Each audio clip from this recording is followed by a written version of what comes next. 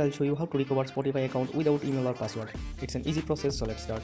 First of all, open your any browser and then just open a new tab. After that, search Spotify contact form.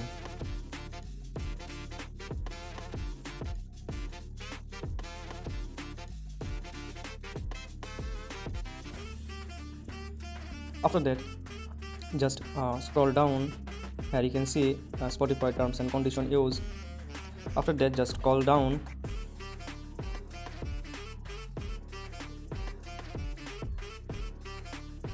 After that, in the last portion, just you will see all the things here.